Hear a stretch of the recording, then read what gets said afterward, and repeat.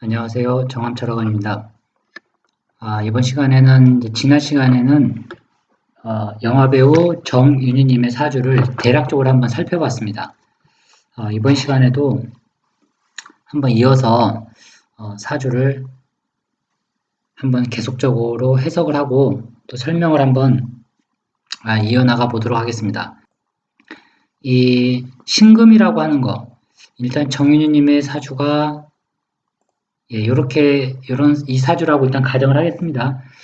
제가 봤을 때는 대체적으로 임진 씨가 맞을 것 같습니다. 제가 이제 잠깐 또 온라인으로 정유님의 프로필을 좀 검색을 해보니까 어렸을 때 미술이나 피아니스트 쪽에 관심이 많았다고 하더라고요. 그거는 보통 이제 어떤 형태에서 그런 이제 우리 시를 모를 경우에는 어차피 시를 잡아나가야 되는데 그게 뭐냐면 대체적으로 거의 전공입니다. 전공이나 학교 다닐 때 전공 그리고 하고 싶은 거 이런 거는 뭐냐면 거의가 다 시간에서 결정을 지어버립니다. 그래서 시를 이제 잘 모르더라도 질문을 통해서 잡아갈 수 있습니다. 근데 그것도 이제 대략적인 시간은 좀 알아야지 아예 모르면 그거는 좀 이제 난감하죠. 하루는 12개의 지지가 있기 때문에 하지만 일단 대략적으로 제가 봤을 때는 임진 씨도 충분히 가능성이 있다. 임진 씨. 이 시가 아니라면 을미 씨도 가능성은 있습니다. 을미 씨도 그렇게 나쁜 시는 아닌데 을미 씨도 가능성은 있습니다. 왜 자꾸 제가 이렇게 시를 잡아가냐면 사주 원국에서 어떤 글자가 있길래 이 사람이 미술이나 뭐 음악 또는 그림 같은 거에 관심을 갖는가 연구해 볼 필요가 있습니다. 이런 게 뭐 대체적으로 현재 그 시중에 나와 있는 책이나 이런 거 보게 되면 화개살, 뭐 토가 있으면 뭐 화개살에서 뭐 예술의 신이 있어서 뭐 어떻다, 연기자의 길이다, 뭐 이렇게 얘기하는데, 그러면 화개살이 있는데도 뭐 예술이라든지 연애, 음악 이런 거에 관심 없는 사람들 정말 많습니다. 그래서 이런 설명은 논리가 아주 빈약한 사주입니다. 그러면 어떤 사람이 과연 음악이나 미술 등등에 관심이 있는가? 곧 묘목이 있는 사주가 대표적입니다. 묘목이 있으면서 이 묘목이 살아있어야 됩니다. 살아있는 구조들, 이런 사주들 대체적으로 연예인들에 참 많습니다. 굳이 사주 8자에 없다 하더라도 지장간에 숨어있는 사람도 포함해서 마찬가지입니다. 제가 앞으로 이제 그 연예인 중에 그 박보검 씨 사주가 있는데 제가 봤을 때는 온라인상에 있는 거하고 많이 좀 일치가 되는 걸로 보여집니다. 제 개인적인 생각으로는. 이 박보검 씨 사주가 왜 연예인을 하는가? 뭐 이제 그런 그 유튜브에 글들이 많이 올라와 있던데 대체적으로 뭐 도화살이 있어서 연애를 한다. 화개살이 있어서 연애를 한다.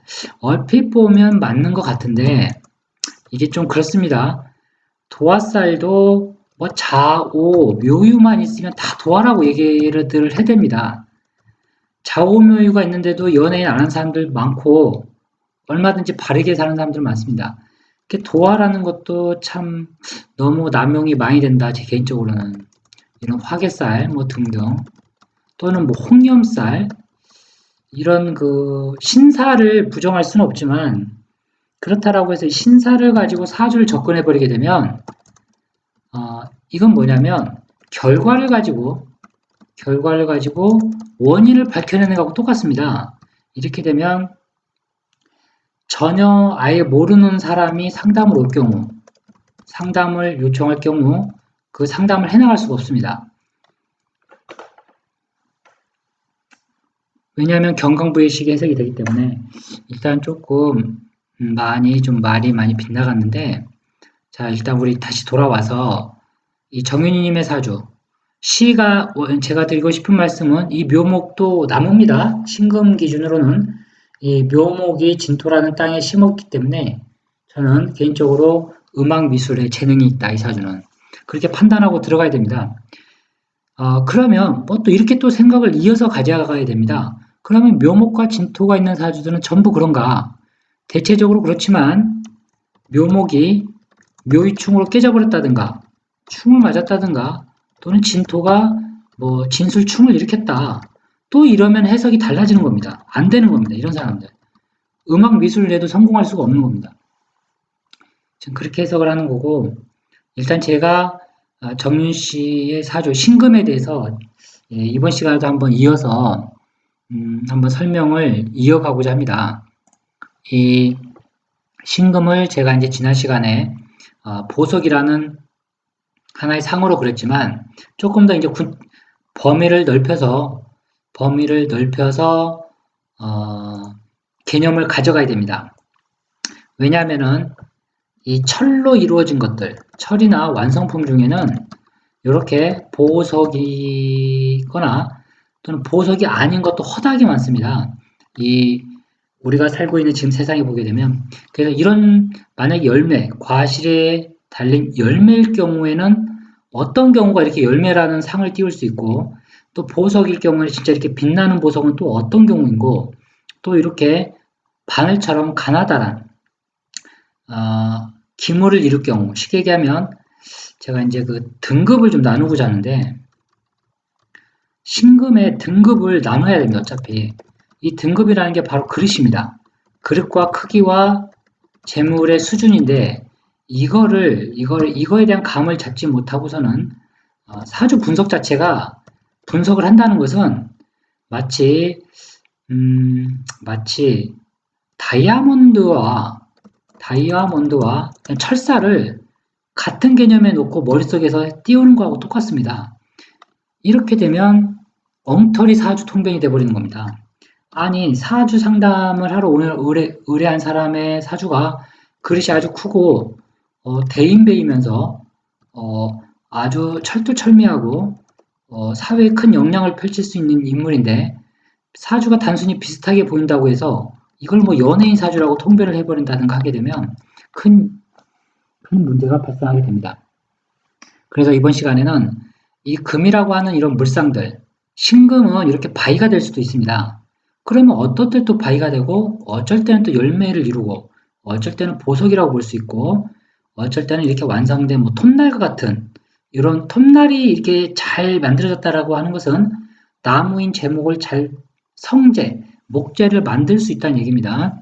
그래서 일단 이런 그릇, 제가 드리고 싶은 말씀은 신금의 그릇을 좀 구별을 하자. 그런 의미에서 제가 이렇게 이제 그림을 조금 알기 쉽게끔 하나의 상을 좀 띄우라고 하는 의미에서 한번 그림을 이렇게 그려봤습니다. 그린 게 아니고 캡처를 해서 붙여 넣어 봤습니다. 왜 자꾸 이런 사주에서 상이 중요하냐면 왜 중요하냐면 사주는 절대적으로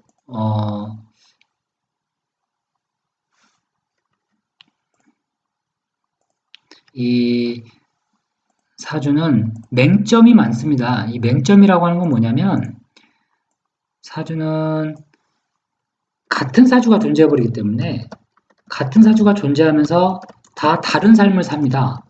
물론 비슷한 점이 있겠지만 그렇기 때문에 사주의 성향, 이 어떤 여덟자 가지고 있는 사람의 성향을 잘 파악해야 됩니다.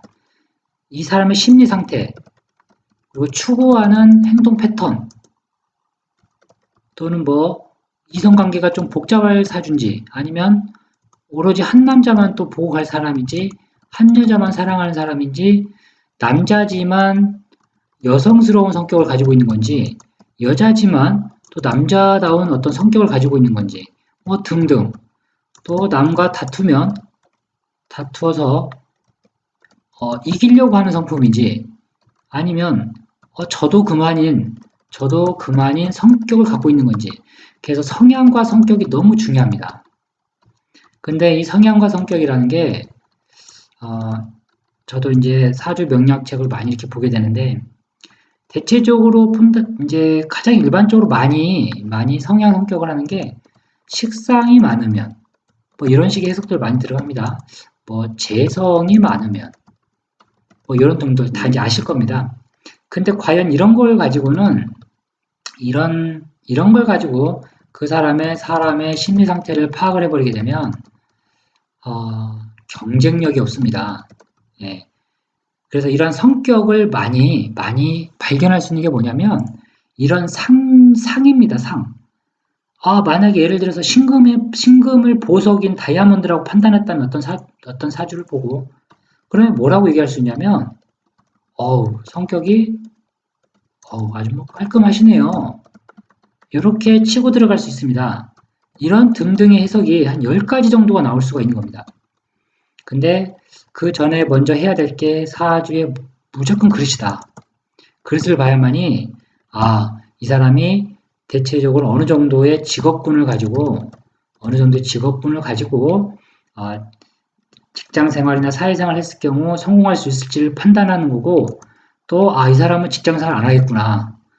장사 사업 계획 길로 접어들겠는데, 이런 식의 판단을 들어가야 됩니다. 그래서 이제 제가 드리고자 하는 말씀은, 자, 이런 이제 보석 이런 상들을 갖다가 다 잡아내야 됩니다. 사주를 통해서. 그러면 우리 이제 이 정연이님의, 저도 너무나 좋아하는 옛날 배우신데, 요 분의 이제 사주를 예를 들어서 한번 보겠습니다. 과연 그러면은 저 신금이 이제 임수를 만났기 때문에, 신금이 임수를 만났으니까, 보석이라고 개념을 잡아가도 됩니다. 맑고 깨끗해졌구나. 맑고 깨끗해진 보석입니다, 이제. 그러면 이 사람의 일단 성격은 어떨까요? 성격과, 추구하는 바 등등. 성격은 당연히, 신금 보석이 물을 만났기 때문에, 아까 말씀드린 것처럼 깔끔합니다. 깔끔하면서, 어떨까요? 자기 자랑이라고 해야 될까요? 자기 과신? 좀 이렇게 멋스럽게 보이려고 하는 걸 당연히 추구할 겁니다. 이 정도의 성격을 갖는다라고 판단하고, 과연 그러면 이 신금, 4월의 신금은 그릇이 어느 정도인가? 자, 이 그릇이 너무 중요한데, 그릇을 어떻게 판단하냐면, 우리가 학생으로 치게 되면 초등학생이 있고, 초등학생 지나면 중학교 가야 됩니다. 중학교 가게 되면, 뭐, 고등학교를 당연히 가야 되고, 또 고등학교 넘어서 대학교에 다니는 친구가 있고, 안 다니는 친구가 있고, 그렇습니다. 등등. 자, 그러면, 이 4월의 신금이라는 것은, 제가 보자면, 한 중3에서 고1, 2 정도 되는 겁니다. 예.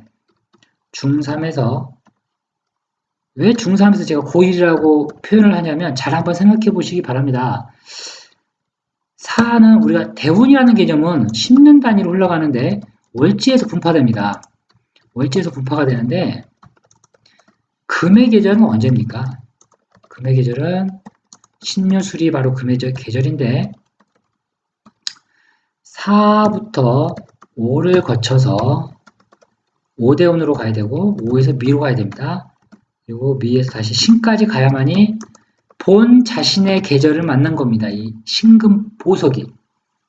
그래서 중학교 정도 이렇게 보면 되는데, 이 시간이 장장 10년이기 때문에 10년, 20년, 30년이 됐을 때 이 보석은 완성됐다고 보는 겁니다. 이제 보석이 다 자랐고 다 커졌구나. 진짜 큰 이런 다이아몬드가 됐구나. 그게 언제가 되냐면 바로 대운에서 신대운이 들어올 경우가 되는 겁니다. 그런데 이 현실이라고 하는 것은 그렇게 흘러가지가 않습니다. 이 양간이기 때문에 갑운형 같은 경우에는 양간의 해입니다. 양간의 해는 대운이 거꾸로 가게 됩니다. 이 대운이 거꾸로 간다라는 게 제가 연구하는 이 사주의 해석법이나 이런 게 전부 저는 상리학을 추구하는데 상리학, 물상론이라고도 표현할 수 있고 오행학까지는 이제 좀 그렇지만 이런 등등의 표현을 씁니다. 4월에 태어난 신금이 바쁩니다. 5를 거쳐서 미를 거쳐서 신으로 빨리 가야 되는데 그래야 이게 보석이 이렇게 완성된 것 큰 다이아몬드가 되는 겁니다. 그런데 현실은 갑오년에 태어난 신금이기 때문에 계절이 이거 아깝지만 거꾸로 가고 있는 겁니다. 지금 대운이. 거꾸로 가는 대운을 맞이한 신금이라. 그러면 그릇은 당연히 커질 수가 없습니다. 여기에 이 사주의 가장 큰 이런 표현이 어떨지 모르지만 불행이다, 안타깝다라는 표현이 여기서 들어가는 겁니다. 그래서 이런 같은 사주도 하더라도 남자로 태어났다면 정말 그릇이 너무 좋겠죠. 왜냐하면 기사 다음에는 경호, 신미, 경호, 대운, 뭐 이제 천간을 또 봐야 되겠지만 경호 대운, 신미 대운, 임신 대운, 끝내주네요. 이렇게 임신 대운 같은 경우 오게 되면 이 사주의 그릇과 역량이 커지는 겁니다. 그래서 사주는 태어난 계절과 대운의 흐름을 조합을 해서 판단해야 됩니다. 이 사주는 4월이라는 여름 계절에 태어난 보석이 봄과 겨울로 가버리기 때문에 원래 가지고 있는 이 사주가 가지고 있는 역량이라고 해야 될까요? 가능성, 잠재력, potentiality라고 영어로 표현할 수 있을까요? 이런 게 발휘가 조금 덜 됩니다. 이렇게 되면 운에서 올 때 잠깐 발휘를 하게 되는데 제가 이제 대운을 좀 간단히 좀 풀어볼까 했는데 일단 이 사주 상태에서는 대운이 무진도 뭐 나쁘진 않습니다. 근데 이 정묘 대운보다는 못한 대운이 되는 겁니다. 왜냐하면 제가 지난 이 전에 한 강의에서 용신이 임수입니다. 그래서 이제 용신을 잡고 대운을 풀이하는 법을 알아야 되는데 요 임수가 무토가 뜨게 되면 토국수로 극을 당하게 됩니다. 그러면 물의 양이 줄어들게 되어 있습니다. 임수가 핵심입니다. 이 사주에서 어찌 됐든지 간에 이 임수가 살아나야 됩니다. 이 임수가 살아나면 신금은 능력이 훨씬 커지게 됩니다. 근데 무토가 오게 되면 무진대운을 거치게 되면 무토가 임수를 극을 하기 때문에 물의 양이 줄어든다라고 개념을 잡을 수도 있고 무토라는 먼지에 임수라는 물이 섞여버리게 됩니다. 그러면 이 물은 조금 덜 맑은 물이 되는 겁니다. 원래는 맑은 물이었는데 좀 덜 맑은 물로 씻어야 되니까 신금 보석이 빛이 안 나겠죠. 그래서 그렇게 개념을 잡고 가는데 그렇다라고 해서 흉하다 너무 흉하다 이렇게 안 좋다라고 보는 게 아닙니다. 이 대운 해석법이라는 거 대운은 이 대운에 대해서 한번 이제 그 개념을 좀 잡아야 되는데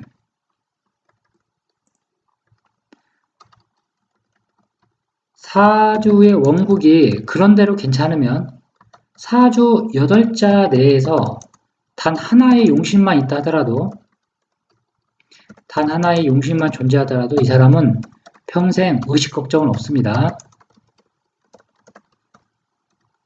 그런데 사주의 원국에 용신이 없다. 용신이 없는 사주. 아무리 좋은 대운을 만나도 필수가 없습니다. 또 사주의 원국에 용신이 있는데 대운에서 이 용신을 극하는 대운이 오게 되면 물론 그래서 따라 이제 지지의 뿌리에 따라서 달라집니다. 용신의 이 지지의 뿌리의 힘의 강약에 의해서 좌지우지가 되지만 지지의 뿌리가 좋다. 용신이 지지의 뿌리가 좋다라는 가정하에서는 대운이 좀 나빠도 크게 나쁘지 않습니다. 이게 상대적인 겁니다. 그래서 사주는 원국이 너무 중요합니다. 과연 내가 어떤 8자를 원국에 가지고 있는가? 이거는 평생 불변입니다. 불변. 이 사주는 바뀌질 않습니다. 이게 임수가 어디 가나요? 절대 가질 않습니다. 팔자이기 때문에 계속적으로 존재하는 글자가 되는 겁니다. 그래서 사주가 이렇게 되게 좋은 사주가 되는 거고 설사 무토가 왔다 하더라도 임수가 극을 당해도 조금 자기가 원래 추구했던 어떤 목적이나 꿈, 희망을 좀 이루기는 어렵다. 이 정도의 통병까지는 가능합니다. 그 얘기는 뭐냐면 이때는 학생 시절이기 때문에 타고난 원국은 그래도 능력이 있는 사주입니다. 네. 그러나 만약에 이 사주가 통영인가? 부산 통영이 이제 이분이 고향이신 것 같은데 통영에서 만약에 부산대를 지원했다. 그러면 부산대보다는 한두 단계 낮는 대학교를 들어가야 됩니다. 왜냐하면 임수가 무토의 극을 당했기 때문에 좋은 대학과 좀 인연이 약할 것이다. 물론 그거는 대략적인 제가 지금 해석을 해드리는 거고 자세한 것은 세운에 의해서 해석이 달라집니다. 세운의 운이 또 더 중요합니다. 대운보다는. 그러면 이 무진대운을 이제 걸쳐서 또 왜 무진대운이 나쁘진 않냐면 천간은 무토가 와서 임수라는 글자를 극을 해서 물이 힘을 못 쓰게 만드는 역할을 하지만 이 진토는 또 좋습니다. 진토는 진중에는 개수가 있기 때문에 임수의 뿌리가 되며 묘목의 뿌리를 진토에 내릴 수가 있습니다. 그래서 좋은 대운입니다. 언제까지? 보통은 임묘진, 제가 봤을 때는 임묘진 대운을 이렇게 보통 40대 전, 이때가 조금 그래도 나름 괜찮다. 나름 좋은 대운이다. 이제 그러면 분석을 또 저 운의 어느 대운이 더 좋은가를 해야 되는데, 이 병인 대운과 정묘 대운이 있습니다. 어느 게 더 좋을 것인가? 저는 둘 다 나쁘질 않은데, 개인적으로는 정묘가 더 좋다. 왜 그럴까? 왜 그러는가를 자꾸 생각을 해야 됩니다. 묘월의 정화는 관성인데, 이걸 이제 상리학적으로 그림을 그려야 되는데, 이 정화는 어떤 물이 있게 되면 물을 데워줍니다. 따뜻하게 데워주는 글자입니다. 물이 데워주면 따뜻해지겠죠. 이 차가운 신금 자체는 원래 차갑기 때문에 물을 좋아하는데 묘라고 하는 것은 습한 계절을 봐야 됩니다. 봄이지만 물기를 많이 먹은 계절이기 때문에 정화가 와서 임수 합되게 되면 정입 합의 작용이 일어나니까 합의 작용이 일어나기 때문에 좋은 일이 많이 발생합니다. 그리고 지지의 묘목을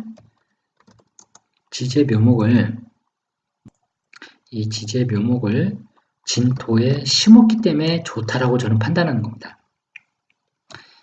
사주 원국에 어떤 묘목이라는 글자가 있을 경우, 이게 길신일 경우 대운에서 같은 묘목이 들어오게 되면 이게 뭐냐면 여러 가지를 해석할 수 있는데 이게 배우자이자 남편이 되는 겁니다. 배우자이자 남편. 그래서 이런 대운에 보통 결혼도 하게 되고 그리고 묘목은 신금에 있어서는 나무가 되는데 나무는 재성이 됩니다. 재성이 되기 때문에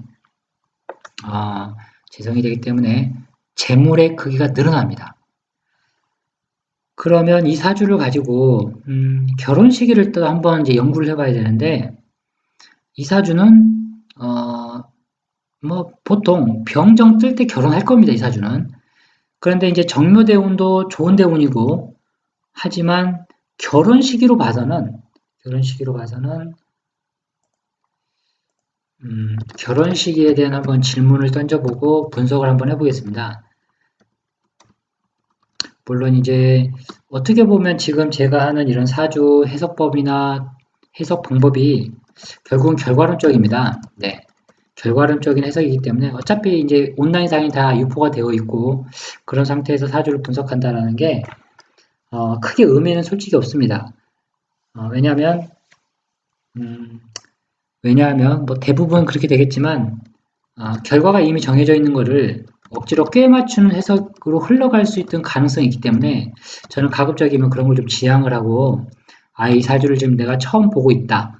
이 사주가 지금 나한테 상담이 의뢰에 들어왔다. 그리고 질문을 했다. 이렇게 저는 생각을 합니다. 질문을 했는데 언제 결혼했겠는가 이 사주가. 언제 결혼.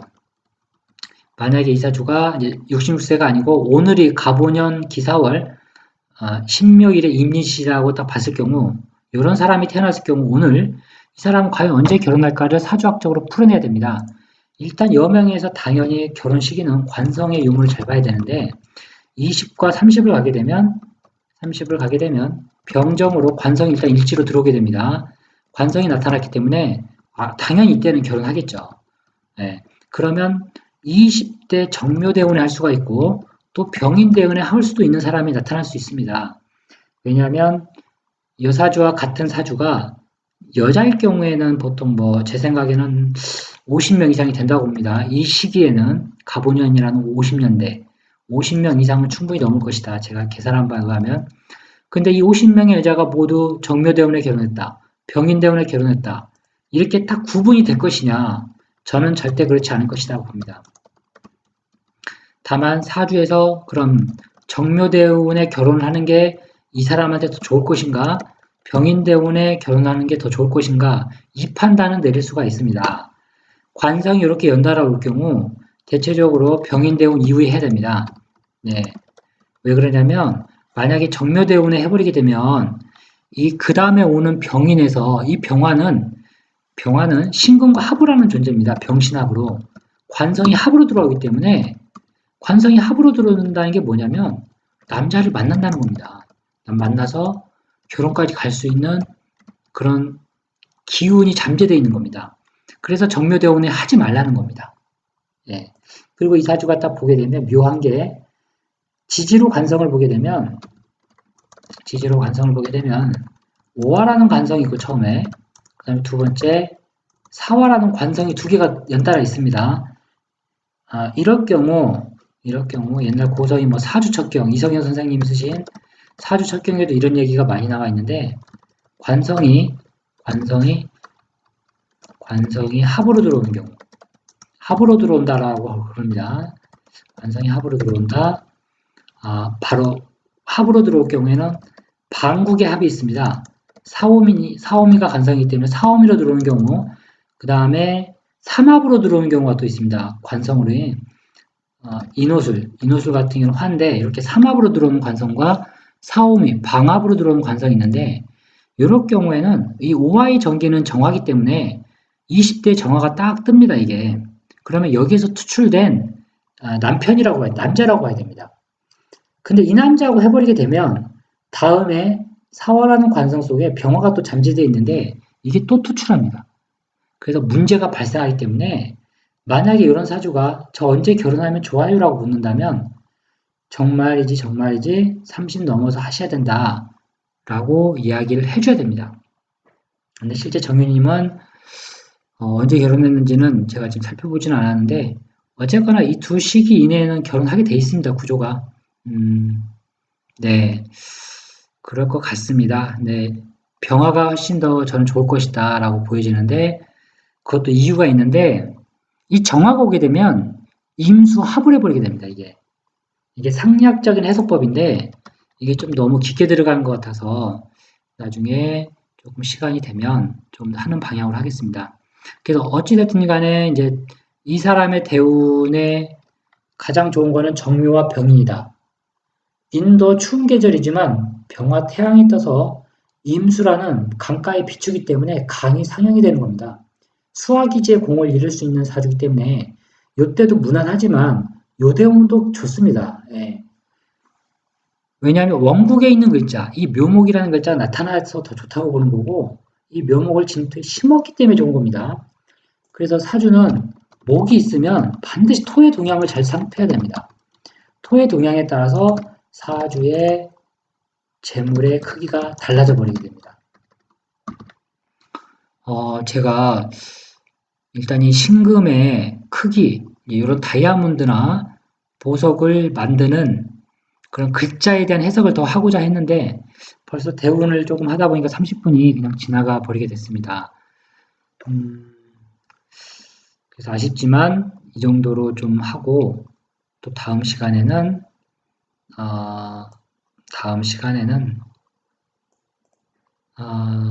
신금의 조금 못다한 이야기들을 한 번 더 편한 마음으로 해보도록 하겠습니다. 지금까지 시청해 주셔서 감사합니다.